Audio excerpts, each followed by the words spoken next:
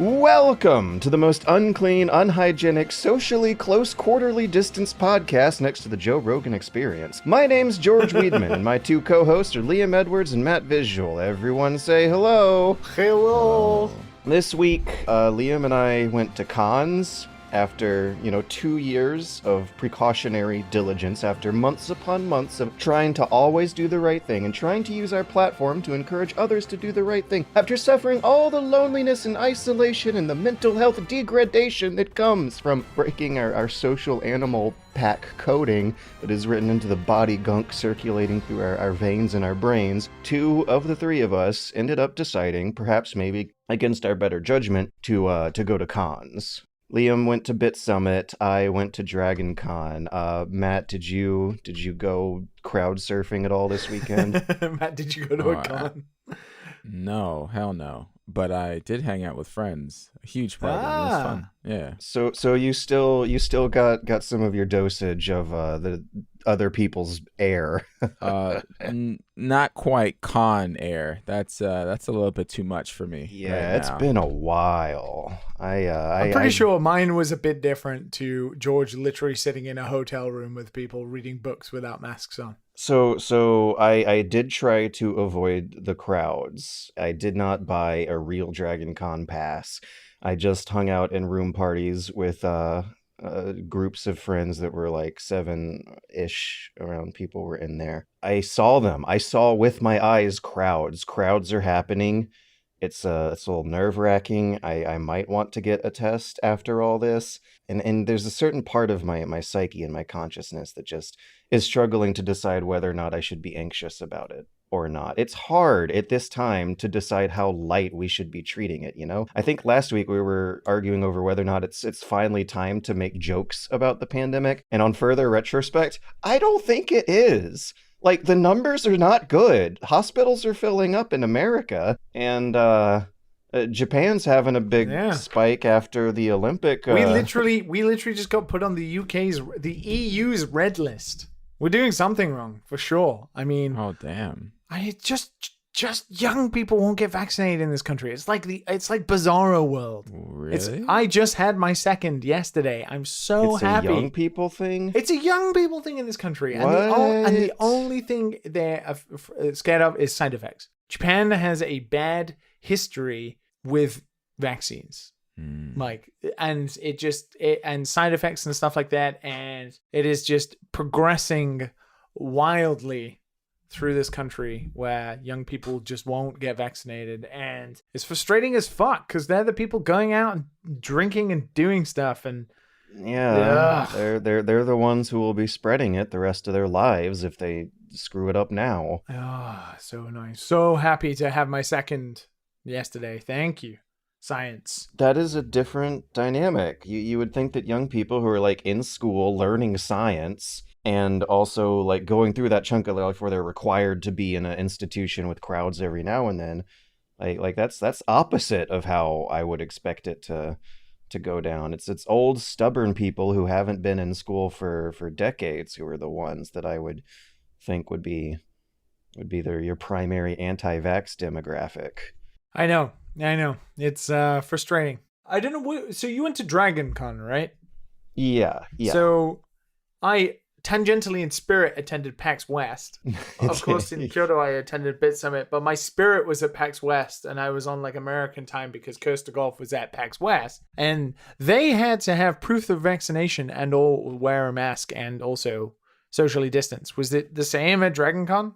It was, but I mean, there exists a certain small percentage of people who are buying contraband vaccination cards, and everything that you said regarding socially distanced, let's put that in quotation marks, because as I saw with my naked eyes, there were crowds. Like, there were rules about social distancing, but as I could tell, they were not being followed, and the registration line looked like the usual, like it did in the before pandemic times. It stretched around buildings outside, which I guess is fine, but when I looked inside through the windows of the hotel, it was packed inside. The interior had people not being separated. Were people wearing masks? People were wearing masks. They at least, I want to say like 9 out of 10, but there was still the 1 in 10 people who either had them pulled over their nose or I just happened to catch them without it, but I don't like to believe that they were vigilant, rebellious anti-maskers being vocal about it. There was a car parked in front of one of the hotels with a QAnon sticker on it, and I mean, just like after the past 2 years, the whole nerd culture,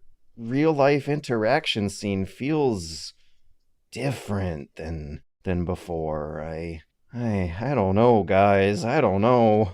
Yeah, that's kind of why I was like, ugh, a con, because like I feel like those hardcore nerds are the ones that are going to be the weirdest ones with the fucking masks and getting vaccinated and all that type of stuff. And it's just like, ugh. 'Cause I know my friends. I know my friends are vaccinated. You know what I'm saying? Like, I know we care about each other, but like when I go to a con, I don't think none of these fools are going to care about each other, you know? And it's crazy to say because it's only a certain type of crowd. Like, I wouldn't think like the Dungeons and Dragons crowd would be like that or something like that. It's just like a certain type of just like... You mean the people who are not stereotypically known for their hygiene practices in the first place? Yeah. Yes. Maybe didn't want to say it, but I guess I had to. The basement dwellers. The professional Smash tournament circles. The one that have the smelly casts and stuff like that, yeah. You end up breathing in their water particles anyway, whether there's a pandemic going on or not. Well, yeah, I'm fine with that as long as they don't have COVID. Yeah, it was super weird because, we were at Bit Summit here in Kyoto, and Bit Summit was like the first sense of normality I felt in a long time. Like I went there and obviously things were different, but I saw like 100 tables and I saw people setting up booths and I was like, oh my God, this is normal. This is kind of normal. But then you realize there's a lot less people. It's only business. So it's very different. And we had to like, every time people sat down to play the game, they had to alcohol their hands. We also, every time they used it, we had to wipe down the controllers with alcohol wipes and stuff like that. So it did feel like you're almost doing like a scientific experiment a little bit. That's how it felt. Like you're collecting samples. So that brings a whole new meaning to the term testing and trials. Yeah, exactly. It sucks that we're gonna have to wait years. We're gonna have to wait years to get back to normal. Yeah. But at least we're doing it. Like I'm hoping PAX said something like 93% of all people were vaccinated. You know, I'm hoping that for these things, like I think Bit Summit was a success, and I think most people who went to Bit Summit was a success would think the same and think it was a success as well. What I hear about PAX as well is that it was different and people were not quite enthralled in the beginning because it was a lot smaller and stuff like that. But the general idea coming out of it is that it was a success as well. I don't know about DragonCon, George. Would you say the same? I feel like this is a good testing ground for moving forward with these things. It looked about 70% of what I would have seen in 2019 had showed up there. But at the same, there's a part of me, there was an anxiety clawing in the back of my brain that was constantly questioning whether or not it was worth it to even go to hang out with old friends. And one thing that I noticed is that among my friends who did go to DragonCon, the ones who live close to DragonCon chose to stay home. Friends of mine who live outside of the state and had to drive 4 more hours to get there, they were the ones who seemed to want to go more, because I guess when there's more distance between some long-lost social connections, the yearning to reunite gets harder. That was a sort of interesting anecdotal pattern to notice, but I did have my fun. I'm super duper glad to see them. I hope they're not listening so that they don't get self-conscious about it. But I did enjoy myself and had my fun with it, but the whole time, and especially the 2 days afterwards, there's a part of me that was thinking, should I really have done that? At the time, it was, should I really be doing that? Later, yeah. Should we be doing this? Yeah. And then I had a great time, and I won an award, and I was like, man, fuck it. Yeah, it's fine. I mean, I don't know. I feel like we're at this stage that no one is going to be able to make a unanimous decision about this. And what we can only hope is that we move towards normal life, controlling corona to the point where it's endemic, where it becomes like influenza, or it becomes like a flu, which is a seasonal or a thing that just sticks around, but the number's so low that it cannot spread because most people are either vaccinated or wearing masks and such. And the more we do these things, hopefully the more... Unfortunately, if you're listening to this and you don't want to take a vaccine, well, to be honest, fuck you. But at the same time, you're not going to be able to do things that other people do because you're going to have to require a vaccine passport. Same with flying, same with those things. And I'm hoping the more we move forward with events like this, vaccine passports are a must, and we can hopefully then move towards some sort of endemic stage. Which... in years past, were just regular passports. This has also revealed how many people never knew that vaccinating for travel has always been a thing when going from one side of the planet to another. Yeah, have you ever tried to take like a pet abroad to a different country? Like, I haven't, but I've had friends who've tried to bring cats to Japan, and I can tell you it costs thousands of dollars, and they need to have like 20 different shots. They need to have certain certificates to say they've had certain different types of shots before they travel, so they don't carry over disease into a country that won't be able to deal with it. You don't have to get vaccinated for Japan, but you do for Thailand and Vietnam. I remember working at a restaurant in years past where a lady was complaining about all that she had to go through, and that's what it was like back then. So on another dimension of that, though, the whole time we've also always had to be careful about how we present it on the podcast. Arguing last week over whether or not it's time to be making jokes about the pandemic or not. I still don't know. But at the same time, like, part of me also feels guilty about just talking about going to a con on the podcast because you don't want to spread your actions and influence to more people than just the three of us. These people here are adults, right? A random person on the street could tell them what to do. If they're gonna do it, then that's their problem. I don't know. You think we hold some higher power? But we're their parasocial podcast internet friends. Yeah. Well, it's like, one thing, go murder. It's just like, come on, like, have some fucking sense. Like, it's not. That's it. Clip it. Matt Visual says go murder. You can use that in court. Oh, jeez.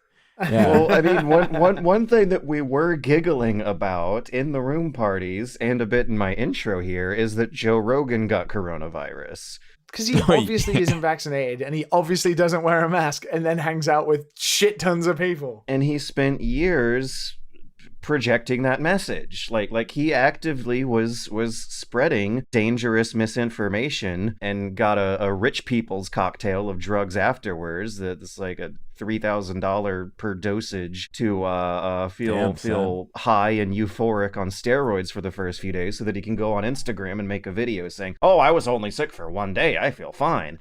But the rest of us, normal people who can't spend $3,000 a dosage on their coronavirus, on their horse pills, A, don't have that kind of resources to deal with it, and B, shouldn't have to put up with that in the first place, because if you get a vaccine, you don't got to spend any money. Look, all three of us are vaccinated. That's it. That's the bottom line. All three of us are vaccinated. Yes. We want you to go get vaccinated. If you want any sense of returning to normal life, like me and George may have just displayed, and also Matt meeting friends, that's going to happen if you get vaccinated. We all got vaccinated before we did the riskiest thing we've done in years, which was go to these cons. Spoiler alert, I've been hanging out with friends for quite a long time now. Since vaccination, so we've all been vaccinated. That's it. And we've been hanging out.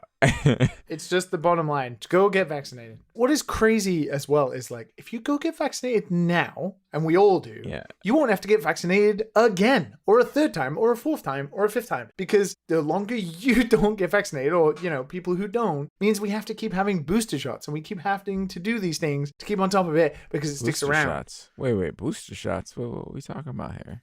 Yeah, we're gonna for the Delta variant, the Sigma grind. You're gonna have to have the old booster shots, just like you have to have the flu shot every year, because this thing. Listen, I got enough things happening in my body. I don't need another fucking shot. God damn it. It depends. If people keep letting this thing, mutate, then the only choice we have is to keep fighting it. We're all going to be zombies in a decade.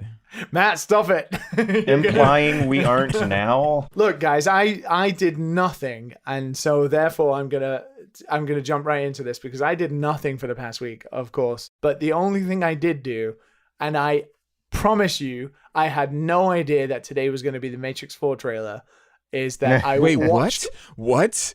I saw the website go up. Yeah, I watched all 3 Matrix movies this weekend.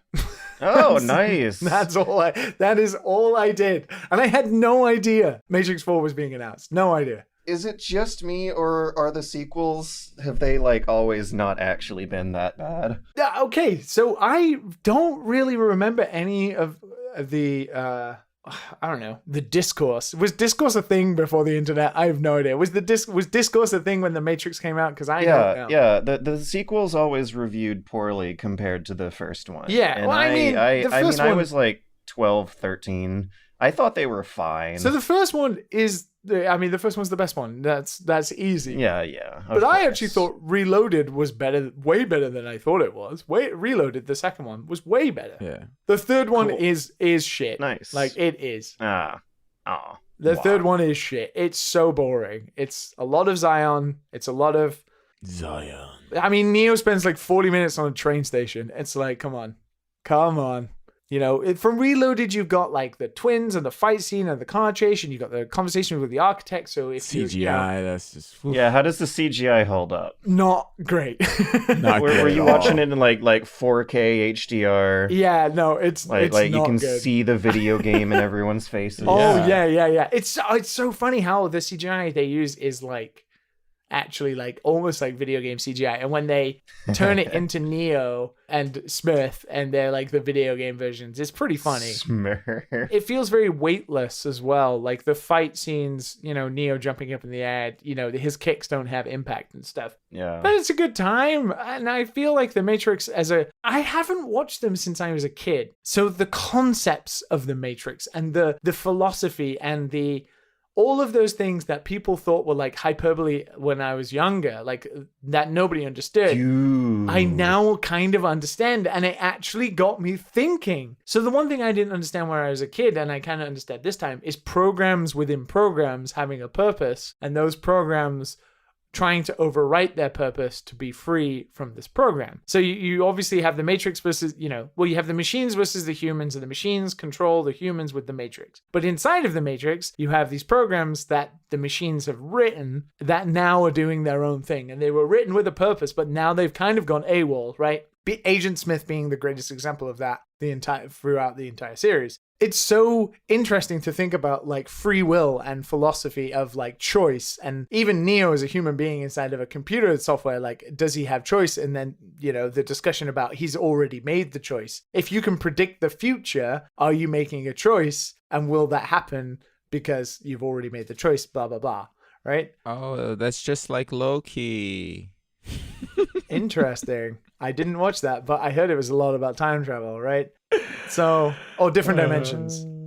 So, yeah. I mean, it was interesting to watch again, and I think all of that part kind of holds up. So I'm kind of interested to see what Matrix 4 is about, considering the ending of Revelations, the last one, is actually pretty open-ended. And like, is Neo dead? Is Neo a machine? Is Neo Jesus? Whatever the hell, right? Poor old Trinity got shafted at the end, unfortunately. And I thought Morpheus died, but he didn't. And he's alive at the end. Zion's all good. So I'm kind of interested to see where they go, because technically all they did was like stop the war. Like the machines didn't die. Just Neo was like, look, I'll make a deal with you. I'll kill Smith. You let the machines stop attacking Zion. Doesn't mean that they won't attack Zion again. It was okay, though. Can't trust him. Can't trust them. Can't trust him. I had no idea, and I actually found it kind of weird. I was like, I saw the tweets yesterday, like Matrix 4 teaser trailer. I was like, whoa, wait a second. Is the Matrix listening to me? Did they know that I was going to watch the Matrix 3 movies? Because on Monday, the Matrix had scheduled for me to see it. But why me? Am I the one? Am I Neo?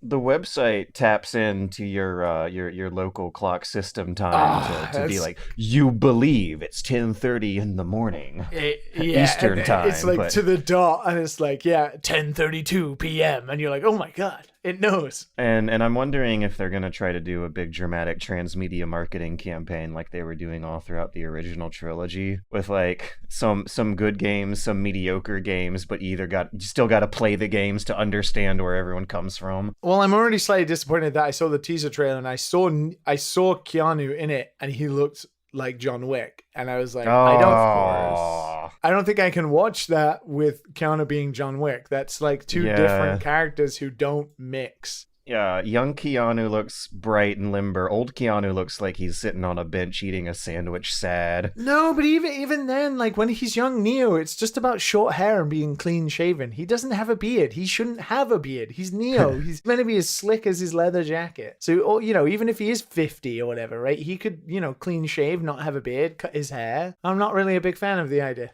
It's probably because of his other roles that he has to do. Yeah, probably. But it's the Matrix. Like, it's the Matrix. It must be the biggest one right now alongside John Wick. It easily still outshines John Wick. Huge. The thing is, it's the Matrix. It's not to be taken seriously, and people would love to see long hair John Wick. The Matrix. So how dare you say that about John Wick? When I rewatched The Matrix in 2019, like my reverency for it shot way up. Like I do believe it was prophetically looking at what an always online, hyper-connected, terminally online generation would be feeling in the coming decades. And the fact that like the Wachowskis came out as trans later on, adding this subtext to things about blue pills and red pills and how your identity changes depending on how you go back and forth on and off the internet. Like, I think it's one of the few movies that absolutely becomes better as time passes. Like, it's aged so incredibly well because it predicted the paranoia, the untrustworthiness. It did do a lot of that, yeah. Women from the internet meeting up with you in real life and you guys say, I thought you were always a man. Like there's a lot of little things to it that resonate harder as time goes on. So let me ask you then, because would you take the red pill or the blue pill? No, I'll get the fuck out. You'd want to get out? You'd want to go to Zion? Really? Yeah, I think I'd red pill. Considering how history has gone and everyone kind of realized the artificiality of the systems that govern our society, and that basically happened. We all had to take the red pill when the pandemic happened. I hate saying that because of how like alt-right conservative edgelords have co-opted that phrase, the red pill. Oh, but how did they know? Anyways, sorry. It's like the Deus Ex of movies, guys. Yeah, because like I was watching and I was thinking, man, yeah, I'd want free will and stuff. But then I'm thinking, I don't know, escapism seems pretty good these days. And, getting out, like the problems we have of the real world right now and how much you want to get out of it and you just want to forget about it. Yeah. I'm thinking, that red pill would seem pretty fucking mighty tasty right now. But what happened to me is that escapism feels far less valuable than it did before. Like, I want to be making more of a difference than a YouTube video game reviewer than I was before. It's really, like, shattered my sense of worth and identity because of how much of my life I've spent in this virtual toy playground that's, largely made for teenagers and young adults and not older adults. It's... the superficiality of a lot of stuff I used to complain about really grinds on my consciousness these days in a way that wasn't before. So I saw a great tweet going around from Andy Kelly from formerly of PC Gamer Today, and he was asking what would be your Matrix name? Yeah, I did that. What was your Matrix name? What would it be? What edgelord early 2000s PC gamer name? Oh God, Matt just logged into the Matrix. A purple light has appeared behind him. He's about to be sucked into the Matrix. Backlight. I'd either be Tuber or YouTuber, one of those two. It's got to sound a little stupid, Wubba dub dub, tuba. I like it. God. I could imagine someone saying, Tuber, you ready? And then I'd cock a gun. Oh, yeah, I am. I'm ready to go. I got my camera. Matt, what about you? What would your Matrix name be? Is this some type of quiz? Crypto, man. BuzzFeed? No, it's just like, think of like some computer sounding word from the early 2000s or even now. Y2K. Yeah, Y2K. Y2K is not a come bad one. on.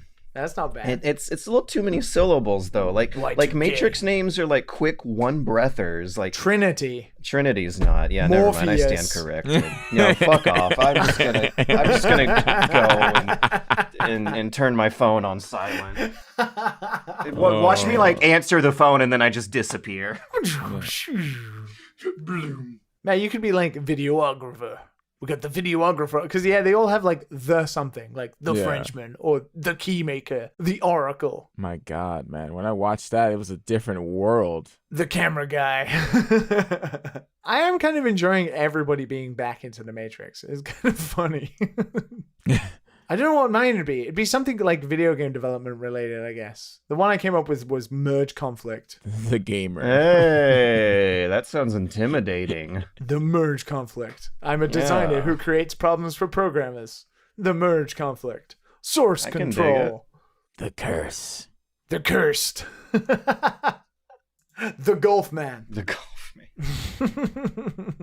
God, that's lame. Liam, you haven't played any games, right? I started playing No More Heroes 3, and I'm enjoying it. That came out? Man, Yeah. I fucking hate the line, oh, it looks like a PS2 game. Isn't that what people want? Wait, I must admit, so actually, I did play that briefly, so tangentially, I won't take up too much time on this, but I started playing it, I beat the first boss. The fighting and everything is in 60 frames, and it's great. It's honestly great, because No More Heroes, the best part of it, of course, is the combat.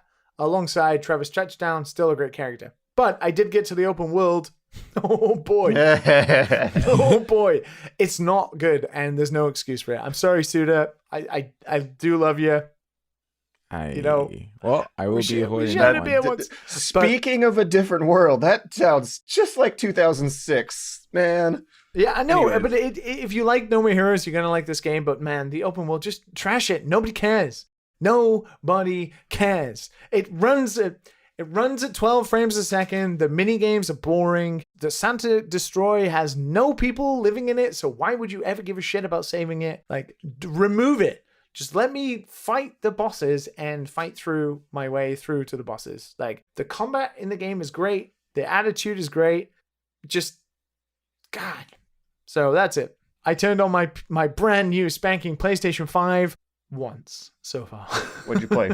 And nothing. When I turned it on to set it up and played Astrobot last time we talked was the one time. I haven't turned it on since. Nothing of value was gained or lost. I actually realized today there's loads of games that I can just access and get like the new versions of. So like Ghost of Tsushima and Final Fantasy and games that have like the upgrades. Like I already have them because I bought those games on PS4, but I haven't downloaded them yet. That'll be me when I get around to actually playing video games again. How about you guys? What have you two been doing? Matt, what have you been doing? Netflix. Ooh, Netflix no chill. it's back. Loki. Loki, huh? Loki. New Girl. I finished New Girl. I'm about to finish Schitt's Creek. Jesus. Loki's all right. I think the best part of Loki is the ending. It's all right. Yeah, it's all right. I think the setup for Loki is probably like the best part to like if you want to get to like the backstory of what the movies are going to be about and stuff like that. And it was a good surprise to see like a solid actor at the end for the reveal. Other than that, man, Cookie Clicker, bro. Cookie Clicker. That's what I've been playing, bro. No way. Really? I've been playing Cookie Clicker. Like, do you sit there to actively play it, or is it like while you're No, working? just idle. Just Oh, idle. okay. In the beginning, I was clicking a couple cookies, but after that, I stopped. There's depth to Cookie Clicker. It's surprising. Yeah. The grandmas will take over if you're not careful. It's the grandma apocalypse. All sorts of things. Yeah. And they start stealing your cookies. But you can build time machines to take cookies before they're eaten and stuff like that. It's just really a clever game, if you could call it that, I guess. You just wait like for it's things all- and you click upgrades. like having fun with traditional game mechanics, making clever metaphors out of traditional game mechanics, seeing just how deep and crazy the implications of traditional game mechanics can go. Liam, are you telling me you've never played Cookie Clicker? I'm literally playing it right now as we speak. I've made 160 cookies already. Oh man, you're doing a lot of clicking. I don't think I've actually played it. I think I've seen it before a lot, and of course I know about it. But I just purchased I purchased another grandmother. I hear you clicking. Oh my god. I've got 300 cookies already. Damn. Doesn't it feel and you feel something, right? Like a little satisfied? I can just feel the the osteus process or whatever the hell in my wrists like flaring up badly. I think Oh, you can no. prestige in this game too, like Call of Duty as well. Yeah, it keeps going. It doesn't end. Oh, there is literally a thing called carpal tunnel prevention. Sorry. It doesn't end. And I realized that, and I'm like, do I still want to play this game? Oh my Kinda. gosh. I kind of still want to play this game. Still want to play. Yeah, because like I'm looking around. September is going to be a good month, right?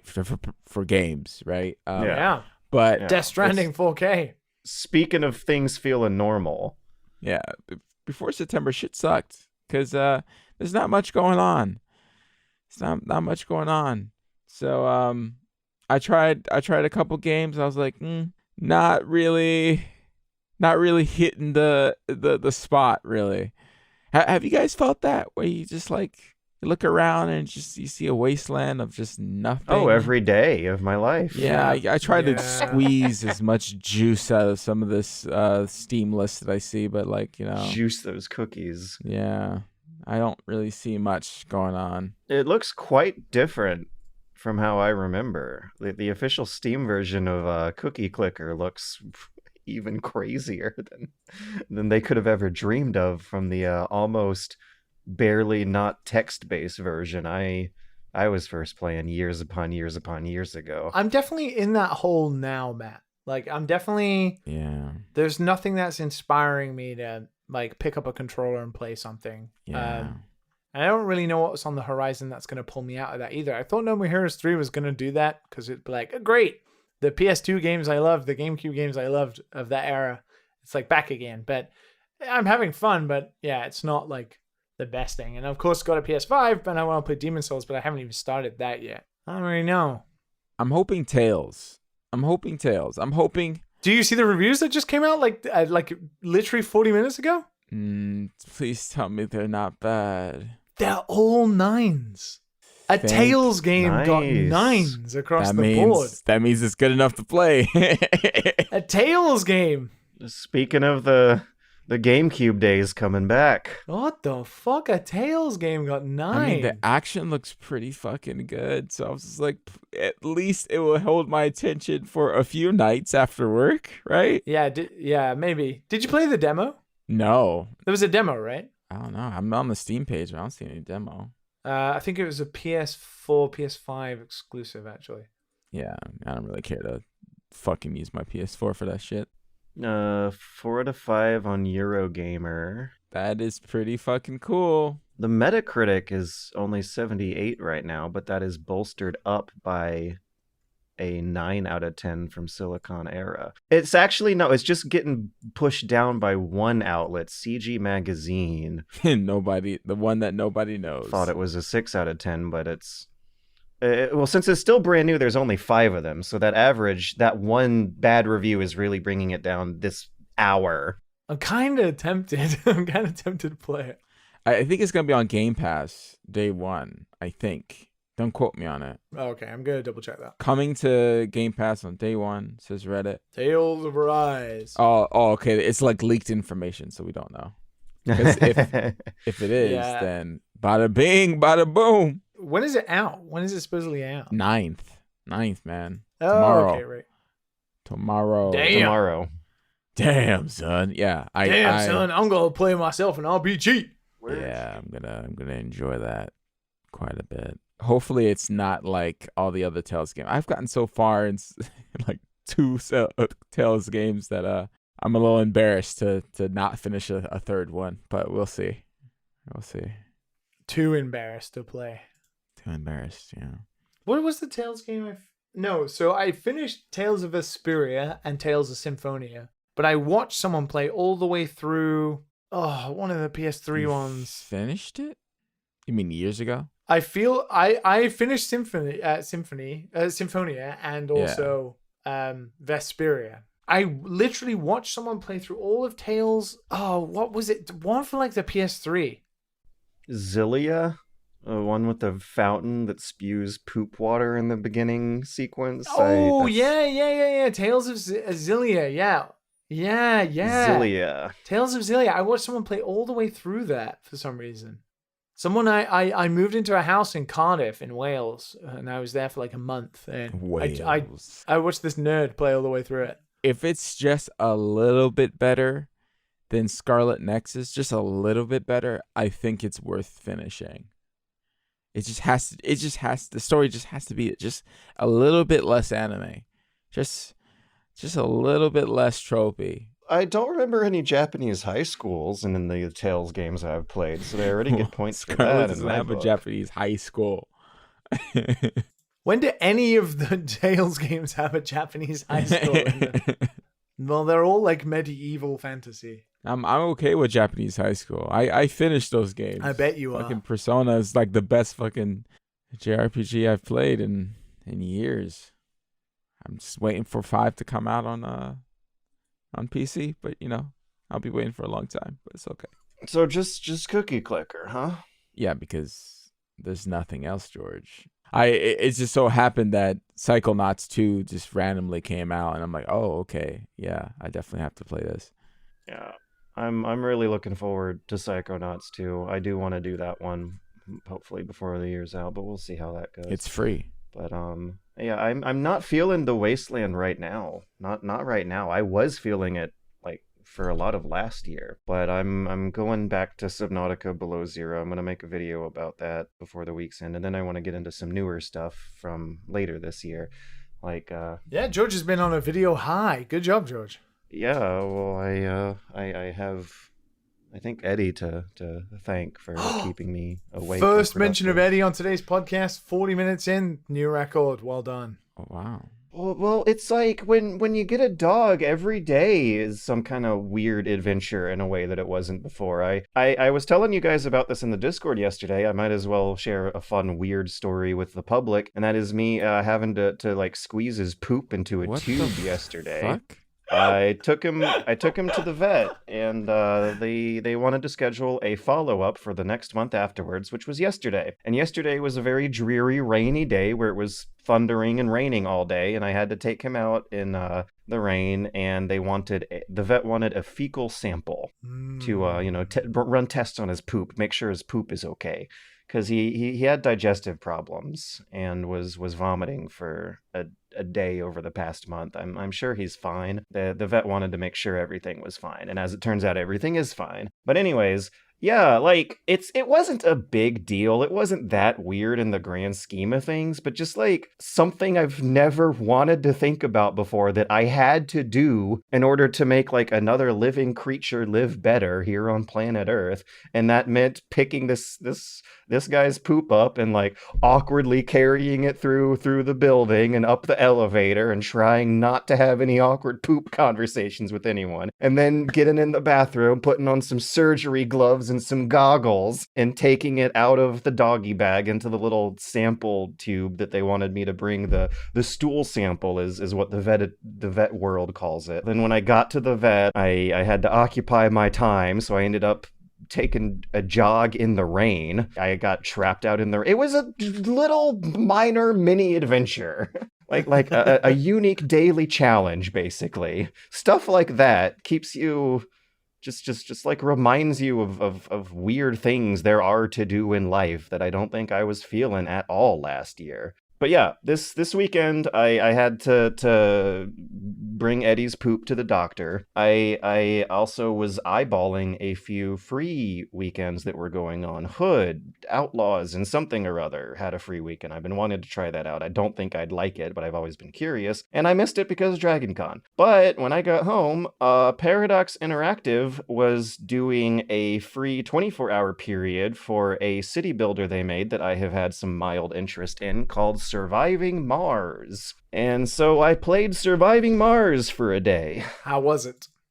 Did you survive Mars? Oh, It's okay. Yeah. One of my colonists didn't, but the other 9 did. It reminds me of Death's Door. Like, it's technically competent, it's artistically competent. They plugged that art into a very paint-by-numbers game design that feels like it's been done a few times before. But as it turns out, as I looked deeper into it, it seems like the model going on is that the game gets really, really good when you buy some DLC. So that's might be why it's free for now, to get people, sampling the base product before doing the Paradox Interactive thing of buying overpriced DLCs as the years go on that really expand the game into something special. As of right now, the base game really feels like a very vanilla, very basic clone of a Banish-style town builder with some mechanics of a Factorio-style automation factory builder. So Surviving Mars is themed off of building a Mars colony, and I guess I was expecting things to be a little more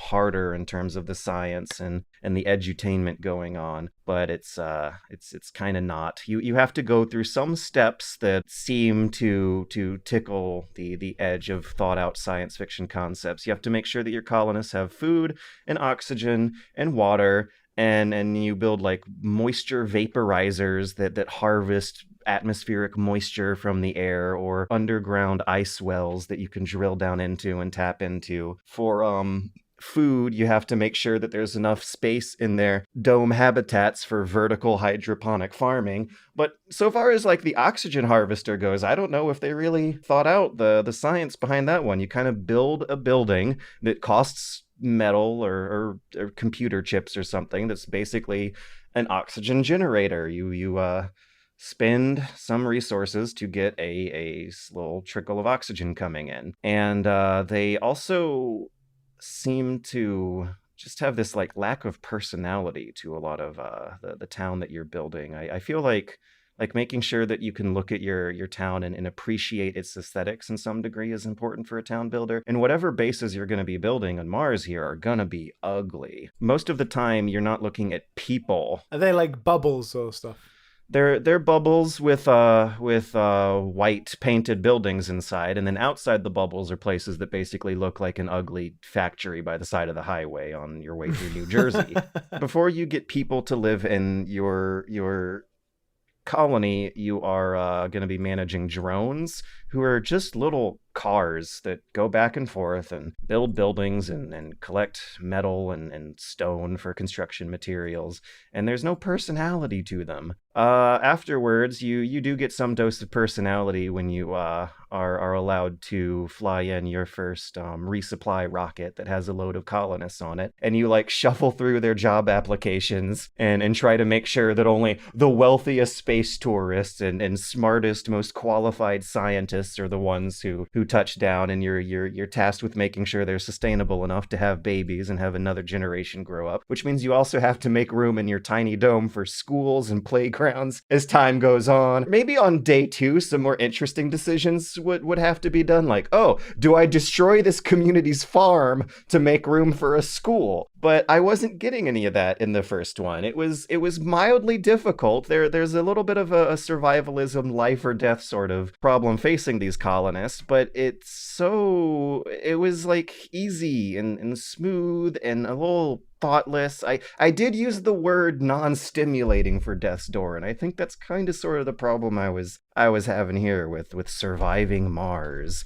It's fine. It was satisfying. I can see how it would be probably more fun on day 2 than it was on day 1. But until then, it was a little deflating. Do you think science is necessarily important to like city builders? Do you think they need to make scientific sense to be enjoyable, considering you're talking about colonizing Mars? Well, you're talking about colonizing Mars, which is something we haven't even done as human beings. It helps. It's something. But that's no reason for them not to, like, think through it a little more and give you fun factoids and flavors. They're game developers, not scientists. Well, one cool thing it does do is it has the surface of Mars mapped out, and you can plop a cursor anywhere down on the globe and have your your quarter mile square grid of town builder gameplay right there. It's the actual, I believe the actual planet is there for you to explore and build on top of, and then the DLC that all the reviewers are saying makes the game good is called Green Planet, where you start a terraforming process of What is it with city builders or like civilization builders where the DLC always makes the game better? that's Paradox's business model these days, it seems like. It's like the same all the time. Civ is the same. Like Civ comes out, it's fine, and then as soon as the like expansions come out, they're like, "Oh great, this game is now amazing." Crusader Kings 3 was fine right out of the gate. Whatever magic they captured with That's that true. one was That was true. also really, really heavy on God, I fun love the facts. I God, I love the shit out of that game. there's thousands more people who probably now know the origins of their property law deeds thanks to Crusader Kings than would not have otherwise. I know about succession of kings and family members. There's a really good edutainment bin to a lot of Paradox games, but not this one, it seems. Yeah, man. I just want to play. Now I want to do that comfort thing. So that's what I was doing with like the Matrix and movies, like comfort blankets. Yeah. Now I'm like, I don't really have a game to play. I just want to go back and play like a comfort blanket. And I feel like Crusader Kings 3 would be like a perfect comfort blanket. And town builders are so comfy. A cute little Banished town is so comfy. Anno is like a whole series that's built off of just how like comfy and chill it is to vibe while watching your city grow. And this one has a cold mechanical exterior that it's hard to connect with on that organic human level. That's true. I wish the Steam Deck had come out already so I could play Crusader Kings 3 like on my couch. Oh my gosh. Like an absolute heathen. I don't know. There's something very... I was talking to somebody the other day about this. It's just something very uncomfortable to me about playing on a PC. Like I like it, but I can't do it for a long period of time like I can. I certainly don't feel that pain. I live in my PC chair. Yeah, I don't know, because I work in my PC chair, like, and I work at a PC, and I feel comfortable at my work desk. It's like it's my favorite place, right? But when I get home and I want to play games, I want to disassociate from a PC. There were days last year where I only left that chair to sleep and eat and poop. That's what Hunt Showdown do to you. PC chair for me is like a life support unit. I'm strapped in, and if I feel wrong if I'm not in it. Jesus. I know it's not healthy. Yeah, no. Matt, when you play like the Switch and stuff, do you play like on the TV or do you play like handheld and stuff? Handheld, most of the time now. Like in a chair or like on a sofa or in your bed or on like sofa or bed. Just chill back, watch it. I tend to like roll around. Yeah, me too. Me too. Can't stay still. Yeah, I can't stay still. So I move around with it. That's eventually I'll probably put it back on the TV, but at the moment I'm just enjoying just being able to just get up and move around with it. Take it to the bathroom when I need to, take a big shit. The poop particles live on. Good toilet games. You got no Metroidvanias to play. Yeah, I know. Hollow Knight 2 hasn't come out, and yeah. I'm gonna be waiting for a while. I tried Biomass, but what's Biomass? Biomass, yeah. It's funny because like I think lately my tastes have changed to if you're gonna put me in a game where I die and I have to backtrack all the way back and I get nothing. Yeah. Like I don't drop souls or anything like that. I just die. And I have to repeat the whole thing all over again. It's just time wasted. It's time wasted. And I immediately stopped playing at that moment. And that's not usually how I used to do things. I used to just play, because usually I don't die that much. But now... Too good for that. No. Well, I mean, that's all I play is these Metroidvania. I better be good at it at some point. But nowadays I've been kind of lazier, and I die a couple times and I'm just like, you know what? Fuck this. And I'm done. Maybe I'm just getting old and I'm just like, I don't want to backtrack. I I just want to enjoy a game. You know? Yeah. I right at this moment, I just want to enjoy a game. I'll go back to those hard games and beat those, but like Yeah, I'm kind of right now, I'm just I just want to chill, eat some ice cream, you know? I want someone to be kind to me. Yes, exactly. Yeah, some cotton candy, you know, some Snicker bars, some funnel cake. The older you get, the less patience you have for a game wasting your time. Yeah. The older you get, the Yeah, I less see time that. you have to waste. Do you know what? I feel like that's so great that I learned that, because man, that it helps making games now. I wish more game developers would get old enough to learn that, therefore add it into their games. Like not wasting people's time.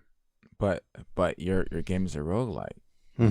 Yeah, but the idea is that it's not a challenging one. Also, it's not really a roguelike. You balance it's it a lot. Golf-like. God, I can't believe I get to freely talk about this. This is amazing. Free I get to PR not here. have to keep this a secret anymore.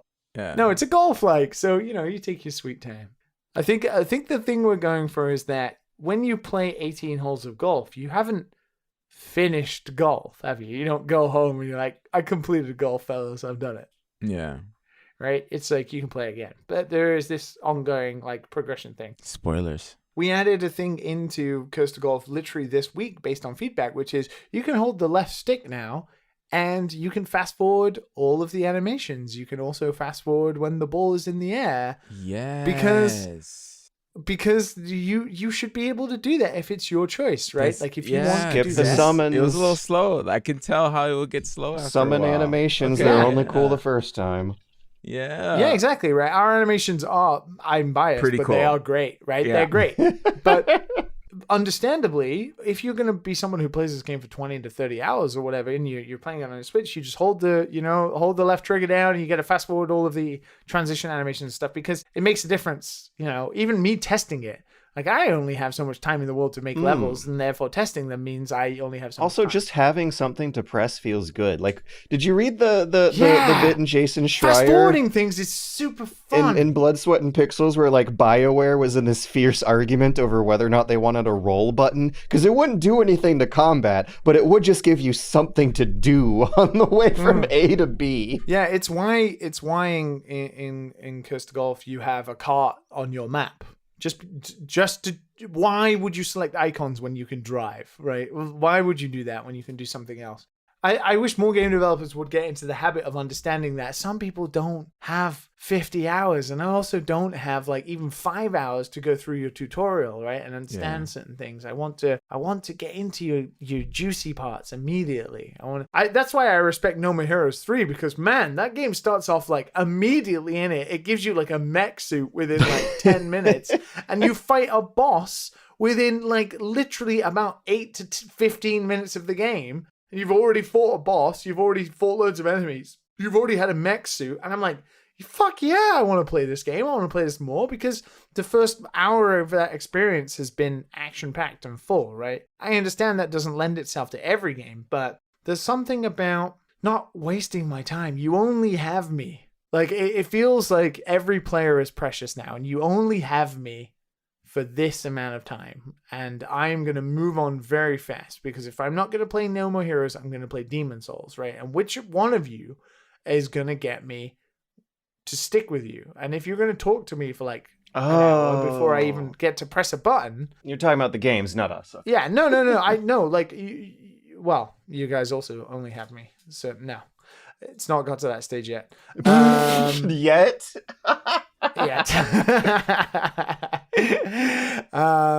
No, so I think everybody's like that now. There's so many free games to play. There's so many things going on that if you gotta just get me in within like 10 minutes. Speaking of which, so many great free games to play. Guess what was a cosplay hit at DragonCon this year? Was it dressing up as Greek lords and reading out old mythos? Yes, but also Among Us. I saw a lot of Among Us spacemen That is who were in like big, poofy, inflatable, like actual quality costumes. Is that half just because it's fucking easy to make a costume for Among Us? It didn't look easy. Like, they looked like inflatable, poofy things. Like it took a lot of material and engineering to get the bubbliness of it right. The bubbliness. But yeah, Hades was another hit. Did they look pretty sus? That was Ooh. the obligatory. You would hear someone shouting that whenever they were walking past. Did you see any sexy Zagreus or anything? Yeah, there was a lot of Hades going on too. And not just outside of my group, but it was a big hit with my group, who decided to have a Greek mythology party. And I dressed up as Bedsheets Homer and narrated, heroically narrated our walks. I was going to ask, if for anybody who's seen that photo, George, did you just have a toga on you? Is that just how it is? You just take togas with you. A friend of mine, like, actually went to a fabric store and made a real toga. And as it turns out, those things are huge. It's basically a 6 foot by 4 foot sheet of fabric with a semicircular cut to it. And that pressured me to get some old white bed sheets out and get the job done with those. But the bed sheet toga is apparently not the same thing as the real deal. There is so much fabric involved with a real deal toga that it was a status symbol. It basically showed people that you could afford to buy a lot of fabric in a pre-industrial time where it has to be loomed together by hand, and that you could also afford to dye it if you had like a sash across your toga. So I got some old bed sheets out and wore some flip-flops and had an old swag bag from Gamescom that looked like an old medieval burlap sack that I brought a big book of Herodotus over with. And I read the group my favorite Herodotus story. So there's this hilarious picture of a bunch of like nerdy girls looking wistfully at the camera with the book in. And guys. And yeah, but the ratio is pretty nice, like 2 guys to 3 girls. Anyways, it was a true Greek orgy. No, Yeah. I do not know. But anyways, within minutes, sure enough, the Dad and Son Shitpost Twitter account photoshopped a SteamDeck playing Curse to Golf in the place of the book instead, with this big dorky Dragon Con room looking wide-eyed with fascination at Curse to Golf, and that was cute. One of your friends truly looks very like involved. Yes. Yeah. One has like a bucket, like one of those drinks bucket hats I've always wanted to Oh, that's try. Dionysus. Yeah, he was cosplaying Dionysus. But he doesn't have any straws, being able to drink his drinks. What's that all about? No, they're there. They're just transparent and kind of sort of match up with the picture frame on the left of the frame, so it's camouflaged into the photo. But yeah, he wore a toga with a drinky hat with 2 cans on it, and the cans just said wine in like big all capital letters. It was funny. Anyways, there was some Hades going on. It was cute. And I absolutely adored that like moment of seeing like a crowd of people genuinely interested in these old stories and laughing at the 2,000-year-old dirty jokes. There's something really, really, really human and intimate and special about laughing at a 2,000-year-old joke that's still funny. I didn't expect, man, I think you can attest this, George to be a indoor sunglasses wearer. That's because Oh it my was God, Homer. He's yes. supposed to be blind. He's a blind poet. Oh my God. Uh-huh. Oh. Yeah. Are you Casey Neistat? I had a cane.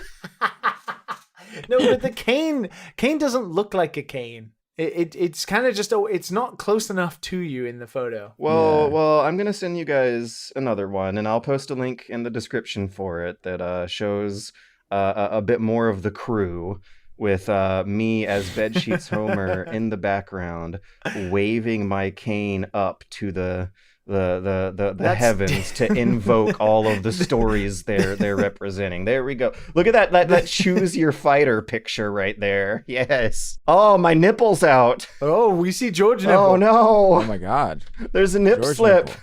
Look at that. 7 people, no masks. I'm very upset. Well, we didn't get in a crowd without the masks. Terrible.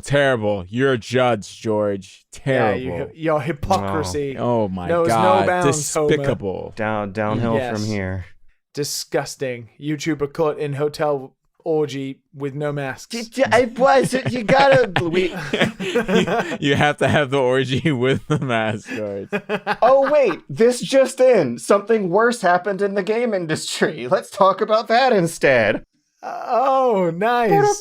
Do we release Matt from his mortal coil? Yeah, I think that's what's gonna happen. Do you have to head out now? I do. Ah, well, Boys. We're losing him, Matt. it was good having you for however long your boss can't have you. Yes. Oh, I'm sorry, your other boss. Other boss, yeah. Oh man. Yeah, well, at this point, I don't think I have one. Very strategically timed for the news section as well. I can't help but notice. But anyways, have a great day. Thank you, Matt.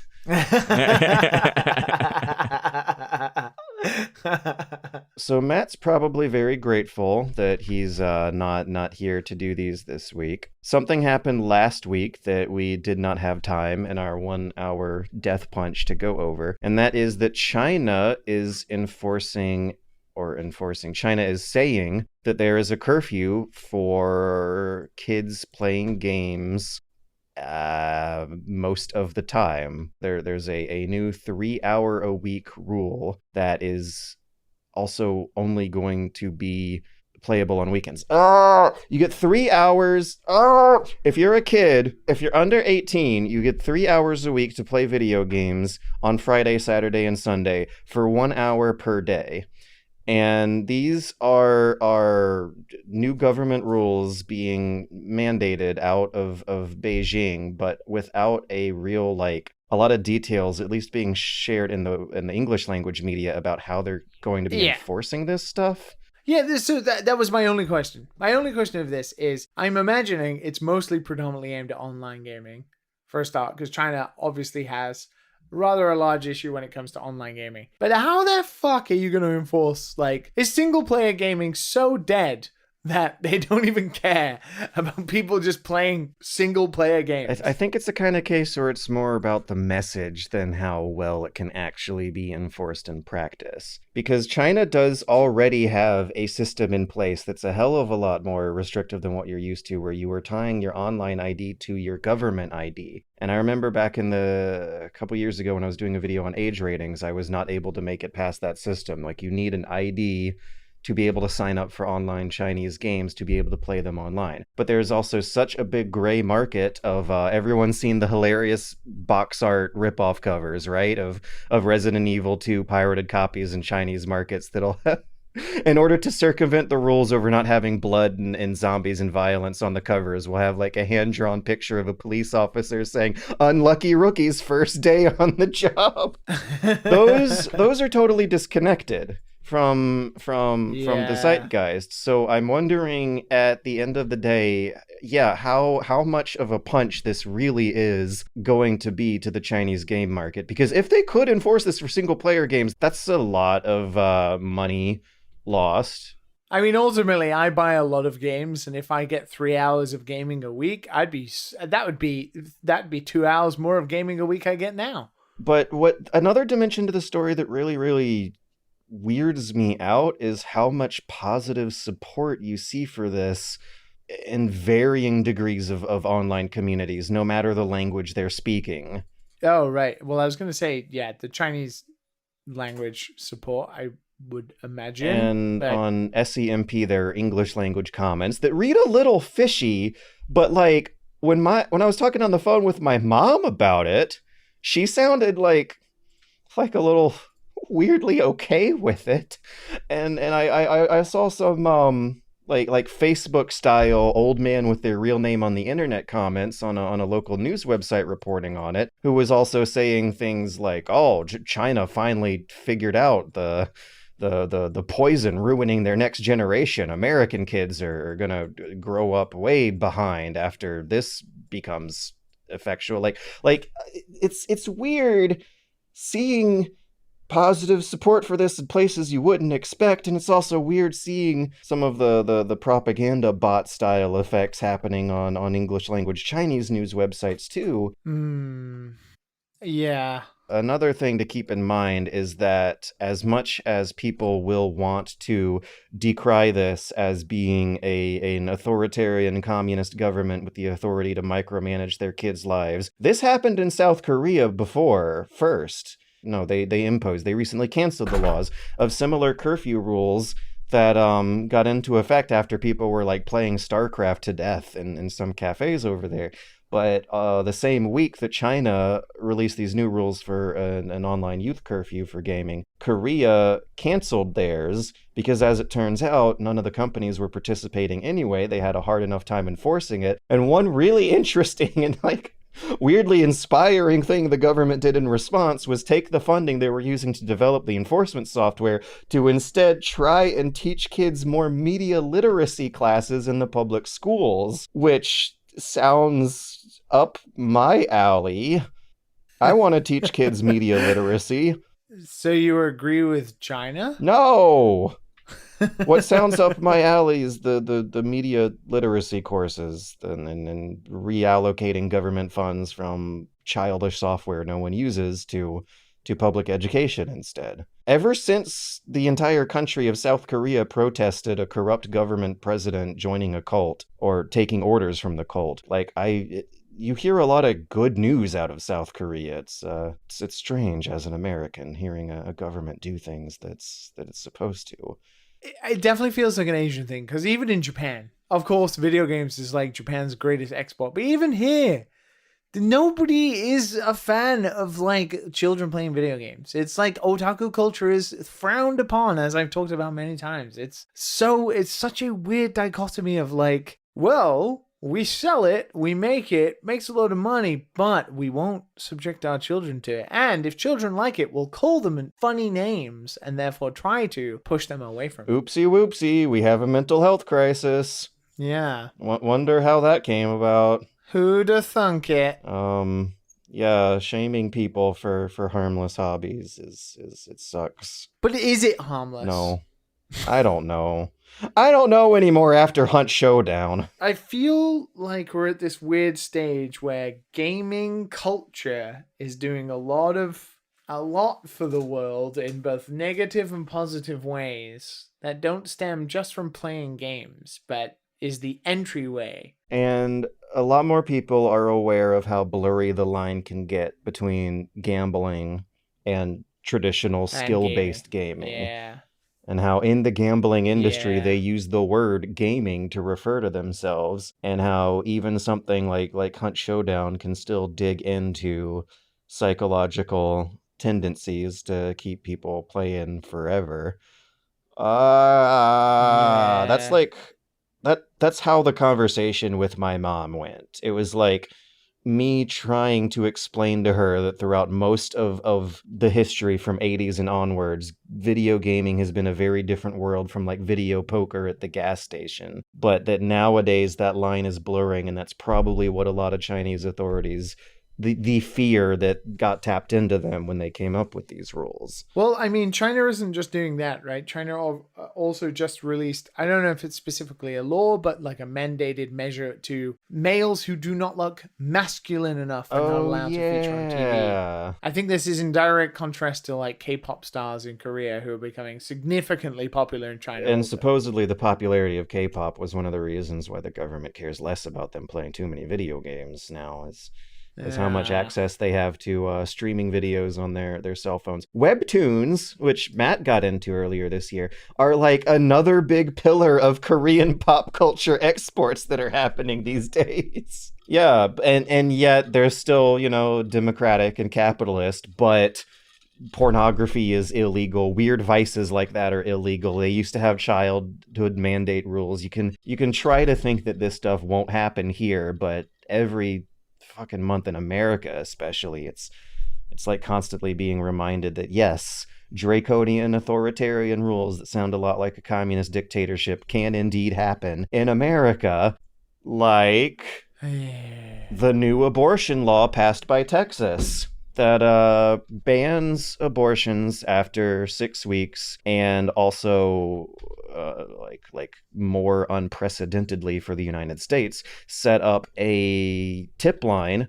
where you can submit a like tip to government authorities for the police to arrest someone suspected of abortion. And politics entered into video games in one of the most spectacularly blunt ways possible this weekend when the CEO and president of Tripwire Interactive posted a tweet supporting this law. It was, I hate to say it, but a representative of the Georgia game development scene. I always used to think to myself, oh, Georgia, we're not that bad, or we're not that far alone in the world of video game culture. We have MomoCon. It's all your fault, Georgia. And Dragon Con. A lot of good game developers graduate from the computer science programs at Georgia Tech. And also Tripwire Interactive is a reliable, good developer that's made a lot of people's favorite multiplayer games. And there was a lot of talk over boycotting them over this guy who ended up stepping down a day later. Or more like fuck about and get found out. Yeah, I have to wonder what he expected would happen, because the way he worded the tweet was so incredibly bold. He says, proud of the hashtag U.S. Supreme Court affirming the Texas law banning abortion for babies with a heartbeat, which is not how the science behind that actually works. As an entertainer, I don't get political often, yet with so many vocal peers on the other side of this issue, I felt it was important to go on the record as a pro-life game developer. And he also says he doesn't get political often, but this unearthed a lot of stories of apparently him wanting to push his Christian heavy metal band music into Killing Floor 2 and like taking away a character's nipple ring because it offended his conservative Christian sensibilities. And in the back of my mind, he made a game called Killing Floor. Like, the hypocrisy is unreal with these people. Sometimes when people grow old and have kids, they go fucking crazy compared to where they were in their youth, you know? I wonder if that might have been what happened to him. Tripwire also puts out some of the gnarliest, like, World War II Vietnam games where soldiers are crying for their mom while they die. Like really... Because it's war, George. It's a celebration of freedom, like sacrificing our lives to... I would have thought it was more of a scary interactive documentary to scare the kids away from a military lifestyle, which is, I think, what happened to me after playing too many first-person shooters. Yeah, well, if there's anything I've learned about conservative Christian Americans is that war is their favorite goddamn thing to be involved with. The violence jobs where you're allowed to kill and lie and cheat are the ones most enshrined by these types too. Police and military don't have to follow the commandments, apparently. I can't really touch this story because it makes me so angry. But the bottom line is just fuck around and find out, you know? Also, understandably, I get not being political on the internet these days, especially now. I think there's a little bit of hypocrisy when people say, oh, don't get political, this will happen, because game developers are political as hell. Like, we did stories where there was conflicting voices over whether or not people should support the Palestinian refugees when Israel was bombing them, and that was game developers getting political. But that's so weird, because I find the weird... I don't know where we slid into. Being a decent human being becomes a political thing.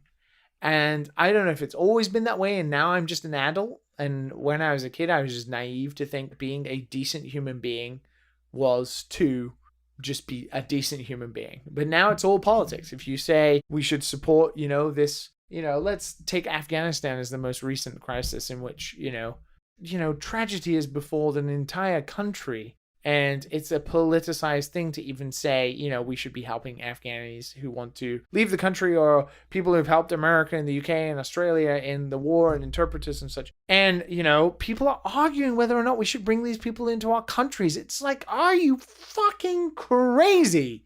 That is a politicized thing. And the fact that we're talking about something else that is both not a male issue in any way, and never shouldn't even be a discussion from males. It should be entirely nothing to do with males, age or politics or anything, an issue entirely not related to males, that we have someone who is then talking about it online and, talking about being an entertainer and all these things. Like, your goddamn opinion about this from your side is reflective of your video game career. And at the same time, I understand the idea that being political online is a tough thing, because you, no matter what you tweet, no matter what you do, no matter how right or wrong you think you are, there are always going to be people who disagree with you.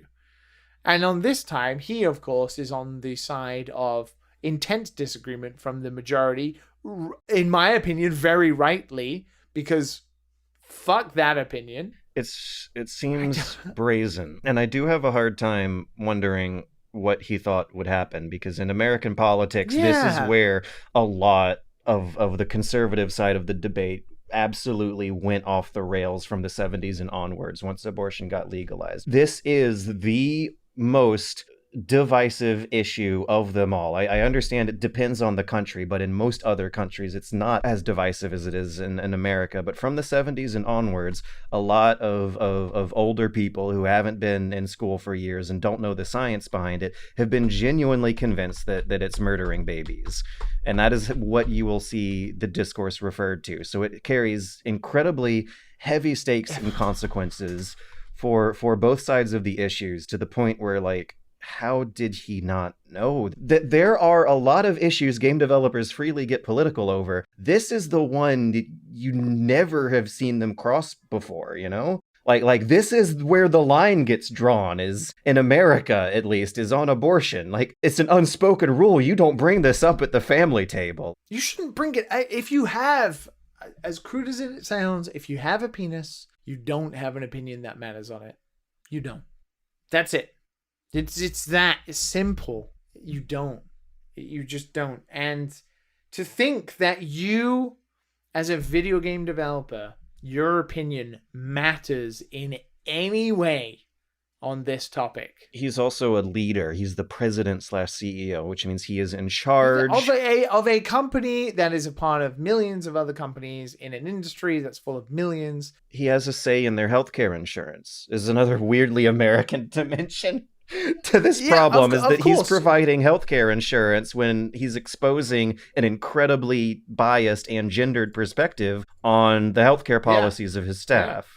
Exactly. And, you know, fuck around, find out, say that kind of shit, and understandably, you're gonna get what happens to you. And I have to wonder if, like, besides the moral ethical concerns, that's where, like, the amount of money getting tossed around after making a statement like this would cause the rest of the people in the company to all gather together and vote him off the island in a day. One day. That it happened fast. Yeah, if you're so pro-life, get a vasectomy, you know. If you're so bothered by creation, get a vasectomy. Apparently, the horse pills that Joe Rogan's taking are not good for that either. It's bad for fertility. Make yourself infertile. Yeah, I'm sorry. It's just laughable that he thought it was a good thing to tweet. Secondly, laughable that he thinks that his opinion on this matter is important. It is absolutely not. And if you're someone who thinks that you have an opinion on what women can do with their bodies, is just mad. How many of the Tripwire Interactive people are female as well? I would expect a minority, but that's at least a few. Well, yes. At least Georgia still has high-res studios. We got one game developer you can feel kind of okay about supporting, I guess. God damn it, Georgia. God damn it, Georgia. Ah! Yeah. And I heard that guy was at PAX West as well. And I yeah. Oh, that would have had to have been awkward. Yeah. Oh, you're that guy. Good job. Oh, Jesus. Well, he's been replaced. They are replacing John Gibson with Alan Wilson, who is a founder who's now going to serve as interim CEO. Like you're making up fake names of white men. John Gibson, Alan Wilson. They're always, speaking of patriarchy, they're someone's sons. You know, that's another weird thing to learn about when playing Crusader Kings, is that's where that comes from. Everyone's named after a patriarch somewhere down the line. Sad news. Just not what we want to be talking about, George. Oh! Let's flip the script. Let's flip the script. Let's see.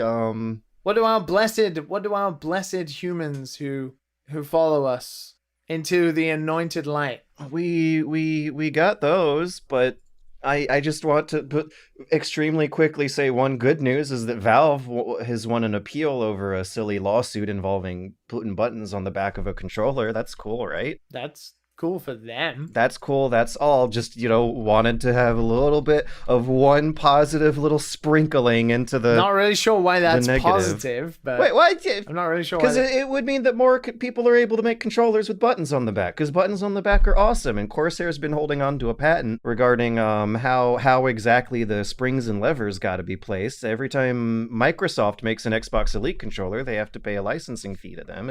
I'm sure Valve have like 1,000 patents that they've tried to do there, so I'm not really sure what the positiveness. But breaking down the patents is good for competition, which lowers prices and give consumers more options, right? That's how capitalism's supposed to work, at least. Well, fingers crossed. That thing that doesn't work works.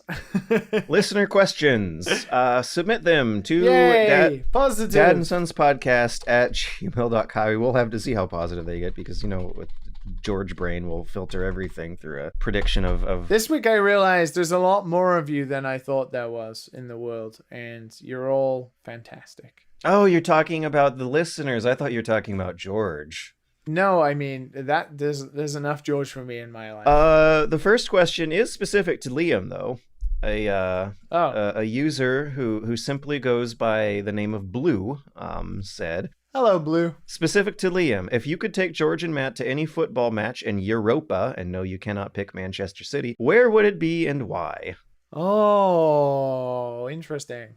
I mean, arguably, of course, I would have taken you to a Man City match because they're my team, and I also think our games, the atmosphere is pretty incredible. Well, that's the easy answer they're already predicting, so... I'd have to take you to some sort of rivalry, I would assume. Do they get nasty? Oh, they get nasty, but you can feel it. Like, you can feel it in the air. Even when things are fine, you can feel it. I would argue, even if you're not into sport, if you go to a live event, especially soccer, football, if you go to a live football match, there's something that will turn you towards enjoying it more than push you away from it. You get swept up in it. It's like a moment, and yeah, they can be quite special. So I wanted to ask if you've ever been to any Japanese baseball games. I haven't yet, actually. I've heard they get crazy. Like, that is where they let their energy out. Yeah, I've been to a couple of Japanese football matches, and I've also been to a sumo.